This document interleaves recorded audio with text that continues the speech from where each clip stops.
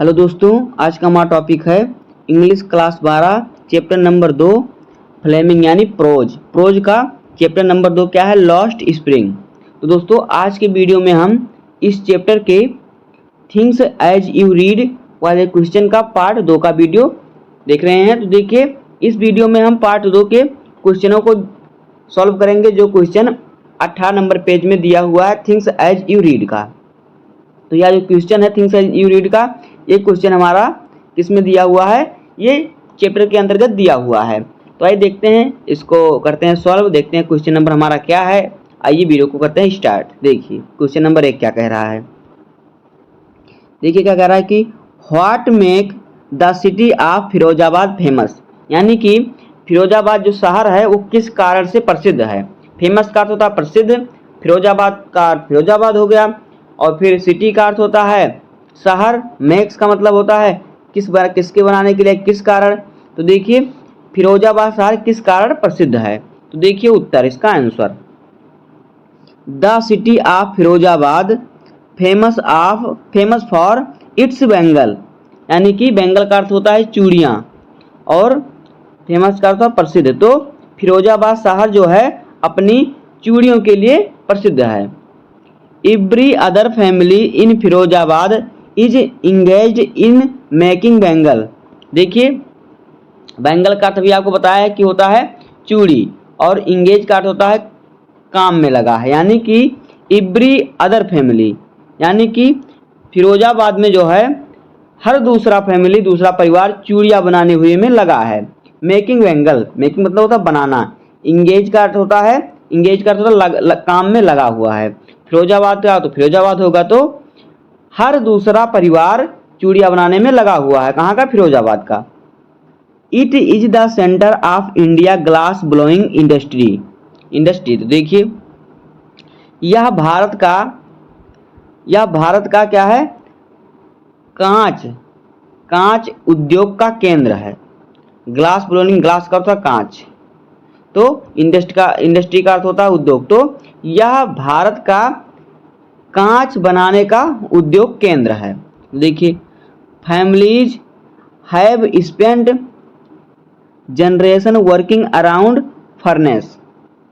तो देखिए इसका अर्थ क्या होगा। देखिए यहाँ पे जो आपको फैमिली का परिवार होता है, और जनरेशन का अर्थ होता है पीढ़ियाँ या पीढ़ी, और फर्नेस का अर्थ होता है आग की भट्ठी। तो देखिए क्या कह रहा है कि फैमिली यानी परिवार, have spent generation working around furnace, परिवार भट्टियों के आसपास काम करता है। भट्टी के जो कांच बनाने की भट्टी है उसके आसपास काम करता है। जैसे कि देखिए बिल्डिंग ग्लास, क्या, कांच का बिल्डिंग ग्लास। मेकिंग बैंगल यानी चूड़ियाँ बनाना। For the women in the land, और क्या है, महिलाएं जो होती हैं क्या करती हैं, खेतों में काम करती हैं। अब आइए देखते हैं क्वेश्चन नंबर 2। देखिए दूसरा क्वेश्चन क्या कह रहा है कि mention the harms of working in the glass bangle industry. देखिए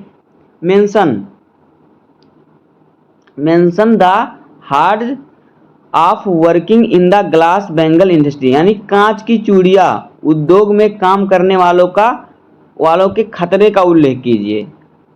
किसका, खतरे का। जो हार्ज है, हार्ज का अर्थ होता है खतरा, मेंशन का मतलब होता है उल्लेख करना, बताना। तो भाई इसका उत्तर देखते हैं सरल शब्दों में। देखिए आंसर क्या है। Boy and girl with their father and mother sit in dark hutment. देखिए लड़के और लड़कियां, गर्ल एंड बॉय, लड़के और लड़कियां, with their father and mother, अपने माता पिता के साथ, सिट इन डार्क हटमेंट, हटमेंट का अर्थ होता है झोपड़ी। तो लड़के और लड़कियां अपने माता पिता के साथ कहाँ, झोपड़ी में, क्या होता है, झोपड़ी में बैठे हैं। सिट इन डार्क हटमेंट, क्या, झोपड़ी में बैठे हैं। नेक्स्ट टू लाइन मतलब कि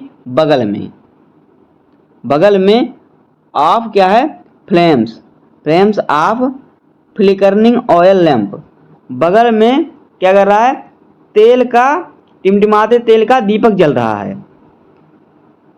दे weld piece of colour glass into circle of bangle. वह रंगीन, कलर का अर्थ होता है रंगीन, रंगीन कांच के टुकड़े, पीस का अर्थ टुकड़ा, टुकड़े को क्या करते हैं, बेल्ड करके चूड़ियों के घेरे बनाते हैं। यानी गोल का चूड़ी होती, गोल होती ना, तो बिल्डिंग करके उसकी कांच का बेल्ट यानी जोड़ के, सर्कल का अर्थ होता है गोला, यहाँ पे देखिए सर्कल है, सर्कल का अर्थ होता है गोला, यानी चूड़ियों को गोल बनाते हैं। Their eyes are more adjusted to the dark than to the light outside.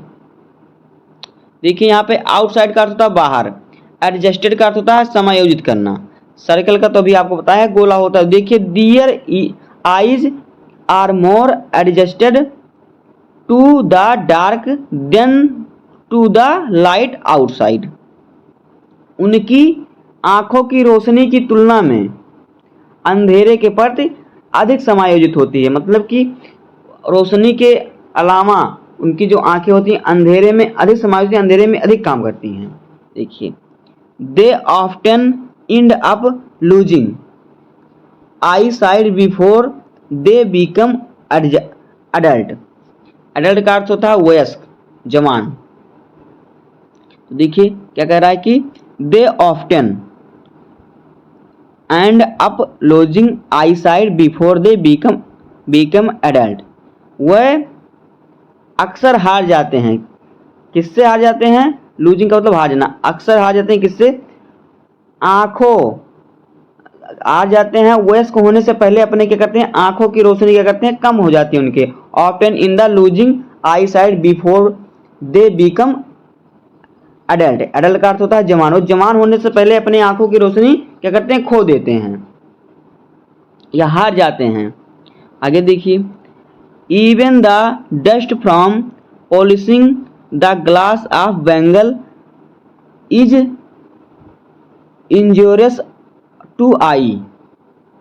Injurious का अर्थ होता है हानिकारक, पॉलिशिंग का अर्थ होता है घर्षण। तो देखिए क्या कह रहा है यहाँ पे, यहाँ तक कि चूड़ियों के शीशे को, जो चमकीली, जो घर्षण का मतलब होता है उसका घर्षण, पॉलिश करना, उसको जब घर्षण करते हैं, पॉलिश करते हैं, पॉलिश का अर्थ होता है घर्षण, पॉलिश करना, तो उसको जब पॉलिश करते हैं तो उसके जो पॉलिश के जो छोटे छोटे शीशे निकलते हैं, चमकीले हानिकारक शीशे जो निकलते हैं, वो क्या करते हैं, उनके आंखों को हानिकारक, हानि पहुंचाते हैं, हानिकारक होते हैं उनकी आंखों के लिए। देखिए आगे many workers have become blind. कई मजदूर अंधेरे हो गए हैं। ब्लिंड का अर्थ होता है अंधेरा, यानी अंधे हो गए हैं। ब्लिंड का अर्थ होता है अंधा। The furnace have very high temperature and therefore very dangerous. भट्टियाँ बहुत ऊंची, वेरी हाई का मतलब बहुत ऊंची, टेम्परेचर का मतलब तापमान, and therefore very dangerous, और वो क्या होती है, बहुत खतरनाक होती हैं। वहाँ पे क्या होता है, बहुत खतरा होता है, डेंजरस का तो खतरा। अब आइए देखते हैं अगला प्रश्न, प्रश्न संख्या 3।